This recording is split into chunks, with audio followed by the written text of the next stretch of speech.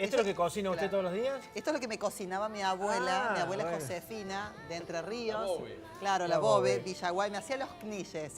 Knishes Claro. de papa, knishes Sí. de... Ay, no voy a seguir porque me voy a emocionar. Del knishe lo conozco mucho. Ah, bueno, o sea que no lo cocina todos los días. Bueno, yo me había ilusionado. Bueno, No, aquí pero está, son es uno de recuerdos, los son platos más recuerdos. tradicionales de la comunidad judía aquí en Córdoba. Y está Raquel Bosco, que es la cocinera, junto a Marcelo Polakov. Yo sí que el voy a rabino. comer. ¿Usted Ella no lo cocina, cocina yo lo nada, como. Marcelo? No. Yo como, pero bien, muy bien. Hola Raquel, bienvenida. Gracias. ¿Cómo gracias. te va? Muy bien. Bueno, más allá del plato, que queremos que nos describas un poco cómo se prepara, ¿cuál es el secreto, el espíritu de la comida judía? ¿Qué condimentos, qué Perdón, impronta va? yo creo que esto tiene que ver también con la posguerra, ¿no? Sí. Una comida de elaboración sencilla, Sí. con papa, el tubérculo. El hambre, definitivamente. Harina, que sí, hemos sometido elementos todo el pueblo. básicos de la cocina Claro. y que de la gente más pobre. Claro. La papa y la harina que dicen, nos decía mi abuela, que se sembraban juntas. El trigo y la papa, digamos, escondida, porque eran lugares que hacía 20 grados bajo cero. Entrelazado. Europa Oriental y Europa Central, ¿no? Ucrania, Rusia, Alemania, pequeños pueblitos donde vivían y la mayoría vivía de la agricultura. Así que papa y harina había, solo que la harina era como medio más negrita, la Claro, calidad. menos refinada. Claro. Menos refinada, exactamente.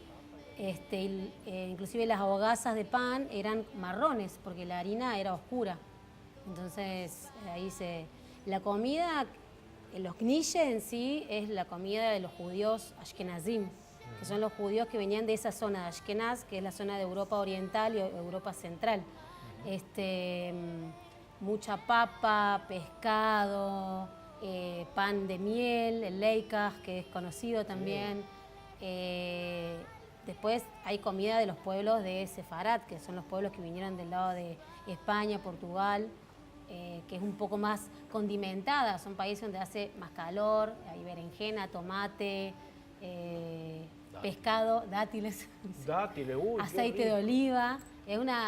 La receta es distinta, pero en cada lugar donde los judíos se asentaron, en la diáspora, fuera de Israel, fueron adquiriendo elementos o materias primas comunes al lugar y generando sus propias recetas. Y las trajeron todas a Argentina en este caso. Así que en todo el mundo alguien sabe lo que es un knish de papa. Incluso hubo un programa hace no mucho, acá en Argentina, una novela que daban en la tele, en Canal 12, y eran famosos los knishes de papa. Abría la heladera cuando volvía a bailar y estaban los knishes helados. Esperando. Bueno, ¿cómo se come knishe? ¿Es antes de la comida? ¿Es De durante la tarde? Siempre. Nunca pocos. Por Siempre. supuesto, Me imagino eso que- no hay duda. Siempre Menos viene de bien un 12 knish. nunca. Siempre viene un knish. Siempre va como de primer plato. De primer plato. De primer plato, sí.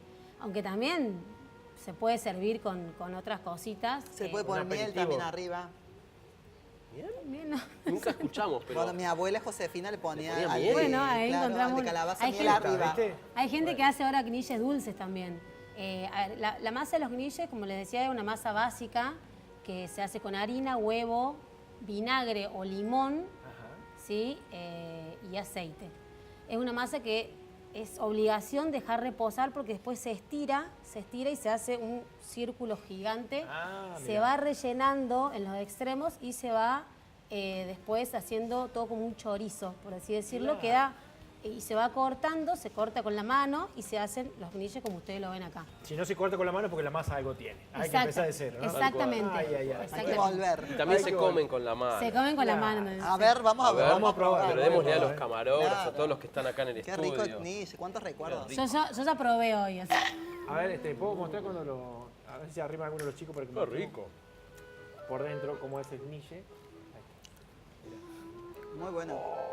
Se desarma, ¿eh? Se desarma, se me cae, pero no lo veo. Muy Yo con rico. este sabor estoy viajando a mi infancia. A Villaguay, Entre La Ríos. comida tiene mucho que ver con eso, a dónde te lleva. Claro. Probás algo, sentís un aroma y te transporta a la casa de tu abuela o a la casa de una tía o de tus papás.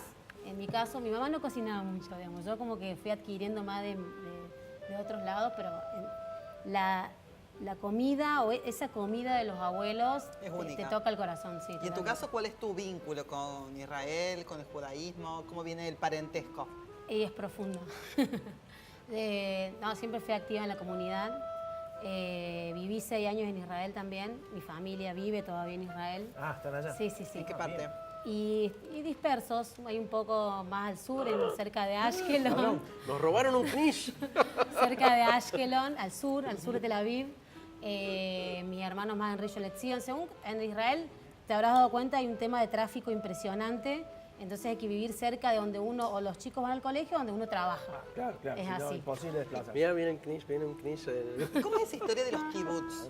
¿Siguen existiendo? ¿Qué son los kibbutz? Los kibbutz son como granjas agrícolas colectivas, que Bien. fue una especie de sueño, es una especie de sueño de origen socialista, judío, Claro.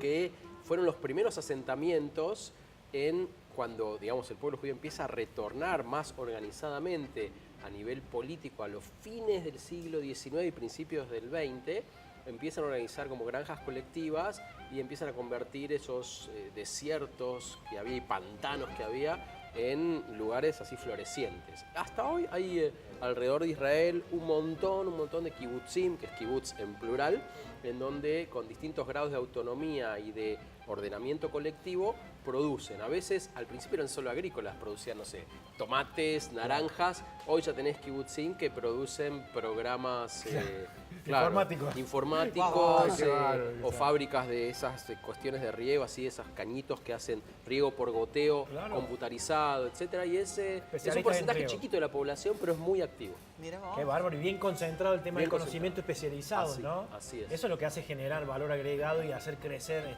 en la También en es el parte, concierto es una mundial. parte como extraña de la sociedad israelí, tan así multifacética. Ahí están los sembradíos que decíamos que Sí. surgieron de la nada. Sí, de El pantanos o desiertos. Bueno, que eso es son- Tel Aviv, ¿o ¿no? Bueno, ahí El hay tercer- Tel turismo Aviv. impresionante también el turismo. Hay distintos lugares que son muy atractivos. Sí, sí, las sí. ciudades, El turismo, te imaginas que el mundo cristiano especialmente tiene en Tierra Santa los lugares por donde caminó y vivió Jesús, Claro. y el resto de la historia cristiana también es muy importante, más allá de la comunidad judía. Y la verdad es que vos ves lo que decía Sime antes, que la convivencia, a pesar de que a veces las noticias no son buenas, en general en la vida cotidiana hay una seguridad absoluta. Sí. Yo me acuerdo cuando estudiaba ahí en la Universidad Hebrea de Jerusalén, que estudié también una especie de posgrado, en el aula cursábamos cristianos, musulmanes, judíos, absolutamente, digamos, como cotidiano. Y eso es algo que a veces en las noticias no se ve, Exacto. pero que es la vida cotidiana y uno no tiene más que ir y vivirlo sin que se lo cuenten. Uno Lo que me puede- llamó también la atención, paradójicamente, lo que decís, es la cuestión militarizada, ¿no? La juventud haciendo la carrera militar. No es una carrera, lo que pasa es que el problema es es esa de los historia? vecinos, que está complicado, no con todos, porque con Egipto hay paz hace como 40 años, Sí. con Jordania también está firmada la paz, pero todavía no se pudo lograr, lamentablemente, ojalá se logre pronto, con, por ejemplo, con Siria, con el Líbano, con la misma autoridad palestina, a fin de que la gente no necesite, como hasta hoy, todos los varones hacen 3 años de ejército y todas las mujeres 2. Eso es obligatorio. Obligatorio, y después un mes de práctica prácticamente toda la vida. Qué bárbaro, Entonces, Que es servicio militar obligatorio. así es, Bien. absolutamente. Y eso, bueno, para los israelíes es uno de los datos centrales de la vida, ¿no? Y no es visto con cariño porque es una cuestión de defensa. Sí, es Entonces, una necesidad, si ¿no? eso se pudiera invertir esos fondos en otra cosa, todos estaríamos mejor en todos lados del planeta, no solo en Israel. Sí, Pero que no bueno, existieran más los ejércitos y si esa plata se destinara para Así la es. salud, para el desarrollo, ni ¿no? que hablar, ni que hablar. Ahora les pregunto, ¿la comunidad judía de Córdoba es abierta si uno se quiere sumar, si uno quiere entrar? Y tal vez la cuestión genealógica nada tiene que ver con ese pueblo.